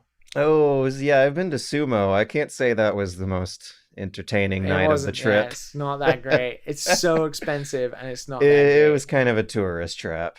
Yeah. Yeah, a lot of money. But football is great. Even Japanese fans of football too. I do want to go to a baseball match. I do want to see the Hiroshima Carp or the Hanshin Tigers in Japan because, baseball is Japan's national sport. Football, I guess I would take you to a rivalry. So I would say, if I can't take you to Man City, I would maybe take you to either Liverpool or Manchester United, because that's an old tense rivalry, and we'd support Liverpool. Liverpool. Anfield. That's a good quality to have. Or I would take you maybe take you to a game I've never seen. I don't think I've even watched it on TV, which is Celtic versus Rangers in Scotland. Because they hate each other. They vehemently hate each other. And that goes back to something that George then can read up on, which is Catholics and Protestants. Oh, shit. Hating each other. Oh, no. Oh, dear. Yeah, so you could read into it and, you could edutain yourself whilst also watching football. And obviously, Scottish football is a lot different to English football. It's a bit of a lower quality. It's a bit more gritty. It's a bit more violent, and also stadiums are smaller, so you could feel the atmosphere. I think maybe Rangers versus Celtic would be a good one in Scotland. So is it Celtic and not Celtic? No, Celtic. Really? Celtic. I've been saying that in my reading. head wrong my whole life. I don't know how many times I've said that out loud. Well, no, it's Celtic. You're saying Celtic correctly, but the team is called Celtic. It's different. It's spelled different too. That sounds complicated. It's not. Don't worry about it. Like the Boston Celtics, right? They're not called the Boston Celtics. They're called the Boston Celtics. I literally do not know enough about sports to... Well, there you go. So, yeah, you're not the authority on this, so don't worry. A big European Champions League game in Europe on a Wednesday night somewhere in Europe. I don't know, somewhere fancy where we can eat salami and drink wine. Let's go to like Italy. Let's go watch Inter Milan versus Barcelona or Juventus. Let's go watch Juventus versus Barcelona in, Milan or something. What is Juventus? Are they from? Juventus are the most popular. Well, they're the most successful team in Italy. So with regards to these rivalries, how are the rivalries expressed? How did the tensions between the two groups get vocalized during these occasions? Minus the obvious, which of course is pelting the shit out of each other when you're in the streets. What do they pelt them with? Fists and bottles, and there's a lot of fighting in football. That's what hooliganism is. But no, shouting and screaming and singing and telling people their shit and then trying to reach over to them if you're close enough. Yeah, no, I don't know. So you can feel it, the tension. I don't know, if you go to concerts and you hear everybody singing at the same time in harmony to a song, yeah. It's that kind of bass synchronicity that rattles through your body. But you have like a unique hatred for another team at the same time, so you can feel the atmosphere of it. And apparently the blood of your ancestors are involved. Yeah. If it's a religious, the blood of our enemies, medieval conflict between the Catholics and Protestants. Damn. I'd advocate that, sports on TV, understandably, if you're not into sports, it can be quite boring because you're missing a significant part of what makes sport great, which is the entertainment live and the atmosphere of other people engaging in that, the win and the loss like you are at the same time. Yeah, I've always had a hard time getting into it. I played hockey when I was a kid. Well, then you could understand it, probably. I enjoyed playing it, but I've never, ever enjoyed watching. Yeah, so there are sports that are great to play, I feel, and then there are sports that are great to watch as well. And I think sport can be so great because it's so diverse that there are different reasons. Like football keeps me on the edge of my seat usually, especially if it's Man City, right? For the 90 minutes, it keeps me in. But I love Formula One because Formula One is like this comfort blanket where I sit back on a Sunday evening with a beer and I just relax. And you watch cars go in one direction. And I just watch cars go, they go, and then there's like 10 minutes of excitement and you're like, ooh, what's going to happen? And then for that 10 minutes, it's like all intense and it's a red flag and they're all behind the safety car and one guy's out and oh my God, this other guy may win. And, and then it settles back down again and you get to relax again. And, it's like a really comforting, and it's always on a Sunday night and it's always very relaxed. It's like the end of the week. It's a very relaxing experience. I like it. So baseball is supposed to be the American pastime, right? But every kid born from like 1980 onwards has not been able to get into baseball, and the industry's always, I think at least, I might be factually wrong, but so far as I've been able to tell from crowd sizes and the backgrounds of the TV shows, it seems like less and less people watch baseball every year. Because it's really boring! But my friend Scrib, who lived in Japan for a year or two teaching English, said he went to a baseball game and it's nothing like that. That like the referee has to like break up fights between the players, that the audiences will like throw things across the stands at each other, that the rivalries develop. And I feel like maybe enjoying watching a sport is more up to do with how the audience is performing than the athletes sometimes. I don't know. Like, even if sport's bad, I still, I can enjoy it. I did mildly enjoy watching some college basketball when I was in college, but that's it. That's all. I've never enjoyed any other sports. And when I was a kid, my parents took me to a lot. And I never got anything out of them up until maybe 1 or 2 games of college basketball. And when I was the one in the ring playing hockey myself. Do you watch other people play Hunt Showdown? No, not Hunt Showdown. I enjoy a good Let's Play with entertaining commentary, but Hunt Showdown is like baseball. It's slow. If you were watching your friends play Hunt Showdown and you were kind of like, you could feel the tenseness because you understand the game mechanics. You understand what is a good play. You understand what is a bad play. You understand what is a mistake or what is, a successfully thought out thing. I think sport depends on your investment, right? If you understand what the mechanics are and you understand the difference between a good decision and a bad decision in the sport, you get way more out of it because you can analyze it at a different thing. Sport is tough if you just don't know what's going on, because you're unable to tell whether something's good or bad, and then you're kind of just watching something that happens. But like, I think if you watch somebody play Hunt Showdown, you'd be able to digest it in a way that is similar to sport, where you're able to segment it into, oh, that was a great idea, or oh my god, I can't believe he just did that, or oh my god, she just died, and that was,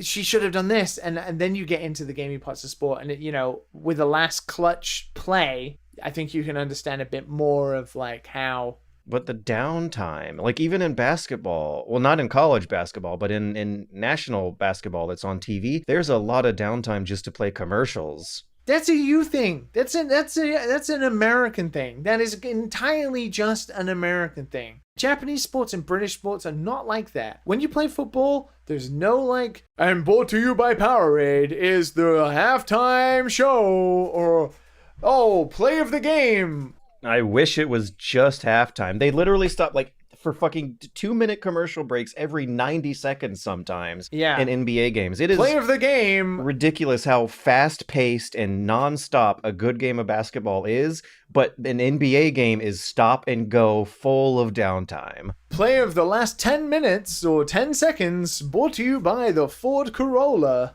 Now just sit and look pretty for 2 minutes. I can't.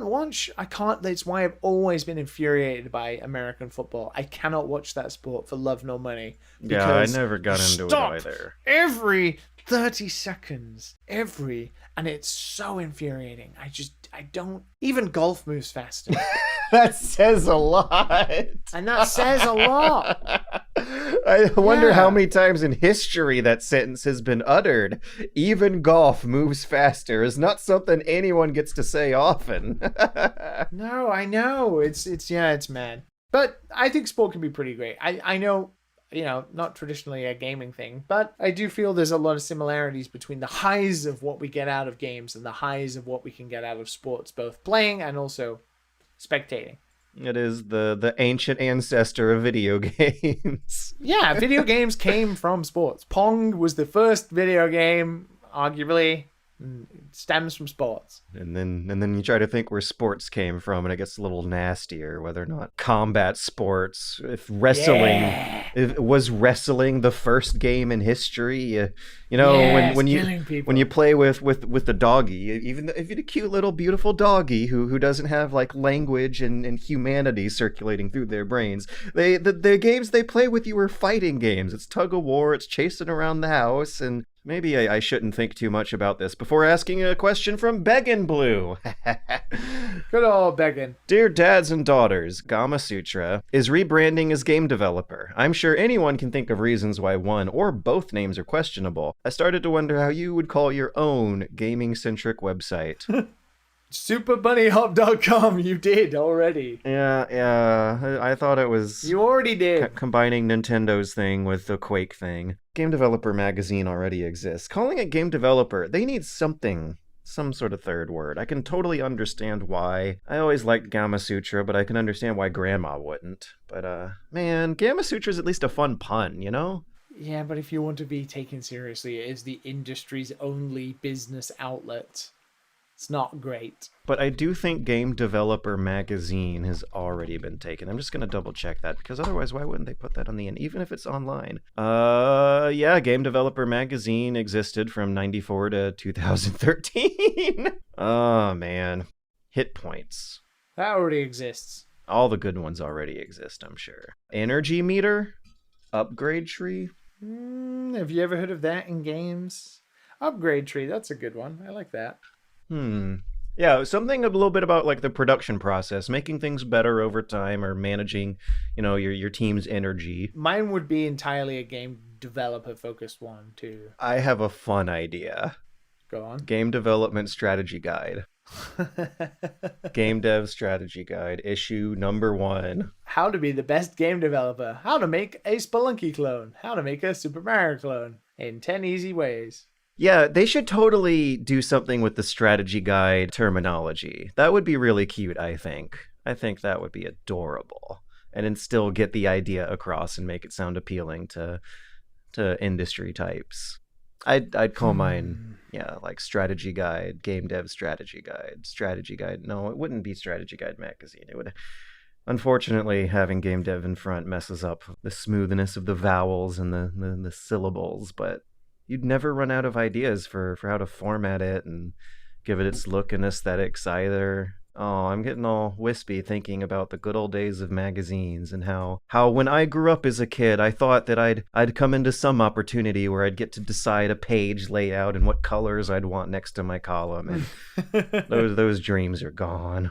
I feel like the best outlet name already existed, and it's now a defunct magazine in the UK, and it was Games TM. Just that is pretty good. And it was a fantastic magazine. It was up there as the best, alongside Edge, which still exists, thankfully.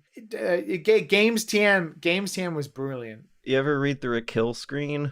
I did. I knew people who worked at Kill Screen. Yeah, are they still around? Like, Wikipedia is not making it easy to find out. I don't think so. But Killscreen, I always thought was a really, really fun name for insider industry game dev types who are gonna get the joke behind it. And it still says kill. Yeah, but it's kill screen, Yeah. which doesn't necessarily mean it has to be violent. It's more about the finality of the word kill than the actual verb of the word kill. You could be super artsy and like an asshole about it, and you could be like www.emergentplay.com. Emergence Yeah, magazine Emergence. really rolls off the tongue Magazine. nicely. Yeah, Emergence magazine. Or That wouldn't be some the cheap wanky- one, you know? yeah, some terrible gaming. What did we call them? What are the words? Like synergy. What did they call them in business? Like those words. Buzzwords. Buzzwords. Yeah, you're right. Yeah, buzzwords. Like we could come up with loads of really wanky game developer buzzwords. Considering how many good ideas we just thought at the top of our head in like 5 minutes, what the hell happened when they decided to call their magazine Game Informer? Come on, guys. I feel like that's a great one. It's way too simple. Yeah, that works. Like they were treading the water of what all game developers need to do before they even knew it. I guess I'll read Game Informer to be informed on games. Yeah, Game Informer. Like, we're your number one resource for informing you about games. Like that, I don't know. Makes a lot of sense to me. That's like calling a cooking magazine Food Informer.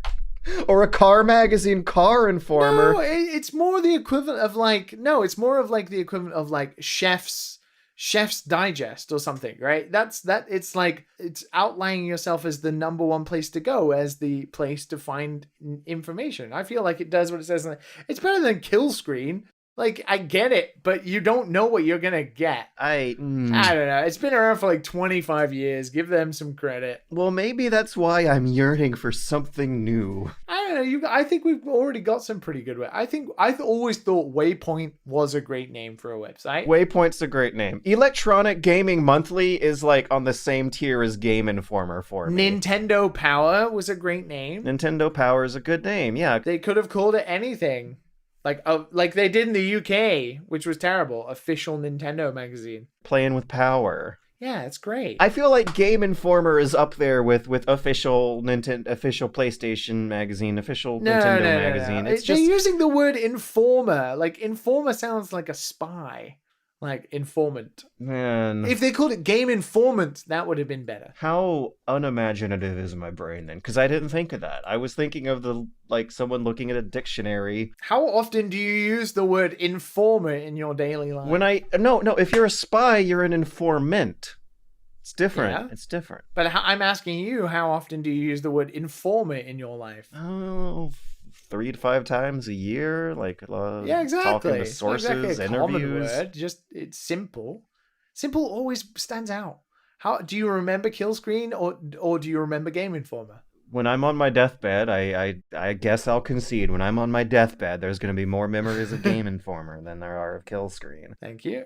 Most recently, you can find a gameplay preview of Curse to Golf on GameInformer.com. Oh, I asked, but I don't think you said the answer, know the answer. If they're still doing the print edition, and if you're gonna show up in the print edition. I have no idea. I don't know actually. That's where we're at as an industry now. I know, but we are going to be an Edge in October, so there is one print magazine that's going to be still around. I feel like the only time I've laid eyes on a newspaper in the past 5 years has been in like the business class section of the airplane before you walk to the poor people section in the back. I miss it. I really miss it. I really miss having physical. I mean, I have the OG Edge magazine down here that has the original written report about the web version of Curse to Golf, and it's just nice to pick up and hold it, and it's still very nice paper. It has a nice cover of Psychonauts 2, which now is a game that's out. It feels authoritative. It fools you into thinking they know better than when they're writing the online articles. You can see with the years how they've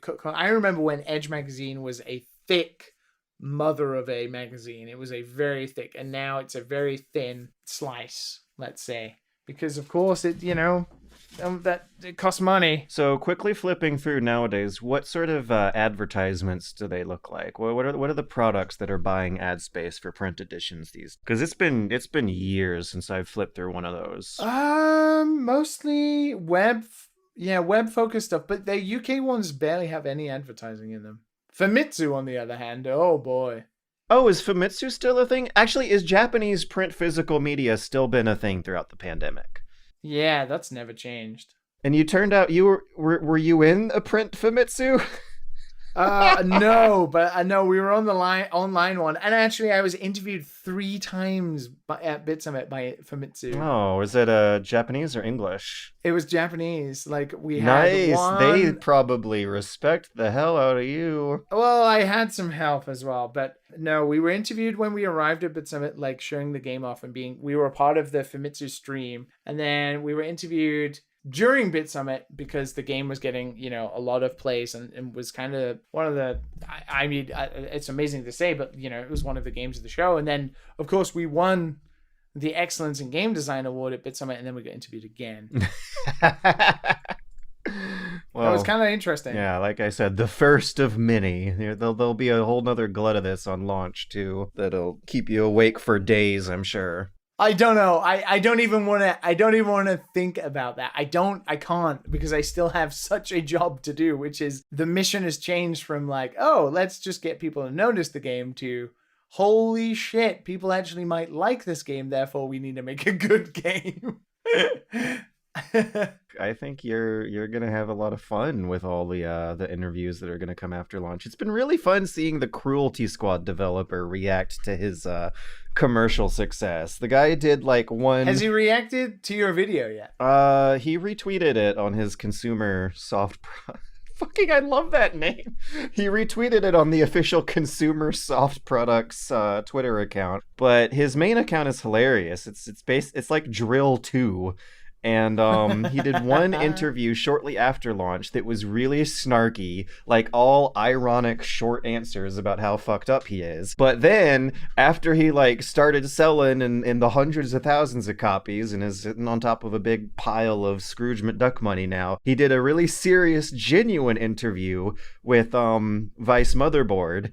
And considering the guy's like attitude on the rest of his Twitter account, like I'm surprised they got him there. His whole shtick as an artist is so drenched in like kind of confrontational irony that seeing them dig out quotes about how he wanted to recapture the magic of discovering secrets in Super Mario 64 and Cruelty Squad was something I doubt he was really preparing to get into with some of these interviews. Yeah. I mean, I wish I could throw my Twitter feed under the bus and just start tweeting nonsense out like he does. That would be brilliant. Unfortunately, I don't think I built that brand. And I'm doing the quotation marks here. Well, it's part of the branding. It's part of the Consumer Soft Products brand strategy. I wish. I tweet some nonsense sometimes, but I don't think I can do that. But yeah, that's it's fun to watch the personality-driven game development react to old media, and it's scary as hell to watch there be less and less print media as the years roll on, especially after the pandemic. But anyways, Like I said, that's where we're at as an industry. You get a lot of your good press on Twitter more than anywhere else these days. Yeah, that's true. It's pretty crazy. We do have to wrap up, but I feel like we just opened up a whole nother can of worms of interesting questions. I do want to ask you if you're nervous about how, from here on out until like at some indescribable point after launch, are you nervous about how you have more of a spotlight on you than usual? And then how you got to like be on your best behavior most of the time when that's on you? Or is that just normal nowadays for anyone who has some degree of public influence? Maybe we're all used to having the spotlight on us. I'm definitely more aware. So and now this has become like a therapy session because I've had this conversation a few times. I had it, I had a good conversation the other day with a good friend of the show, John Eyepatch Wolf, Superman, about how basically everything I've wanted as a game developer kind of came within 1 week, right? It's so hard to get noticed. It's so hard to get coverage. It's so hard to get anybody to pay attention. It's hard to win awards. It's hard to get a game rise. I read so many on this is why I stress it on the show. Half my job is spending time reading about how to beat the Steam algorithm, how to beat the YouTube algorithm, how to do these things, and how to get noticed, and how to work as an indie game developer. And then all of a sudden, we took a really risky move, and we made a trailer which features me prominently being myself, which is, I think anybody who's listened to the show is, I'm super passionate about making games, and I always have been. When we started this show, I was just a budding game developer, I was just making prototypes before I joined Q Games and whatnot. I've become aware that things have kind of gone beyond any expectations I had. Like the game now is currently like if you press roguelike or roguelite or sports or golf or pixel art or 2D or puzzle or anything that's slightly tangentially related to Coaster Golf, if you click those tags on Steam and you go to upcoming, Coaster Golf is on the front page of all of them.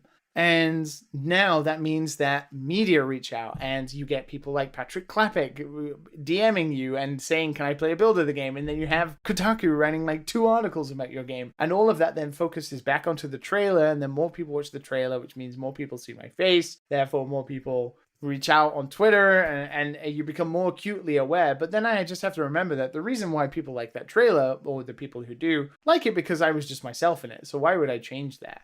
And Matt's sending us screenshots of whenever he sees your game pop up in his YouTube recommendations. Yeah, it's weird. There's a snowballing effect to it. It is, and I wanted to ask you as well, because I asked John the same question. I think it's really important. It's like, was it a thing that just happened that then you was just out of control? Because like with Coaster Golf right now, I mean, it's dying down a little bit, but last week was like out of control. It's like I talked with Justin Ma, who also made Into the Breach. We had breakfast and I was talking like, is this what it's been like for you for like 10 years? Because, Into the Breach and FTL get talked about all the time. The snowball effect, to be like a little blunt, it kind of means you don't have to try as hard after the snowball gets rolling. Well, that was what was, yeah. It was Total Biscuit. Like no one was watching my channel up until Total Biscuit started promoting it. And then on the day afterwards, the graph did look like a snowball, and it's been snowballing ever since. Kind of slowed down a bit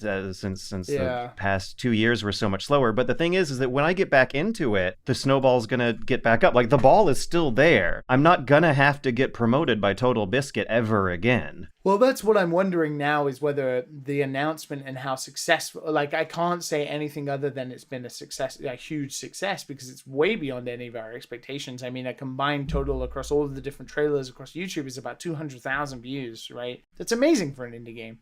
It's not like huge Nintendo numbers or anything. Or like YouTuber numbers for that matter. But for like little indie game trailers, they usually hover around 40K. Yeah, exactly. And like the thing that stood out the most is that the response has been so positive. It's been such an overwhelming amount of like, wow, I really want to play this game. Like this would be perfect on the Switch, or oh my god, this is amazing. Like I can't wait to play it. And it's like every comment is this weird positive. There's no like 50-50 about it, which usually you find with game announcements. Oh, I love it. Oh, I hate it. I love it. I hate it. With Coaster Golf, it's this weird, like almost unanimous thing. And I don't mean that lightly. I mean that is kind of just like what has happened Which now means the hard part is like, oh my God, we have to actually make the game good. We have to deliver upon all these expectations, because if we come out and the game is not like an 8 or it's a 9 or whatever, it's like we failed on that success of the announcement, and the pressure of that is, I feel that.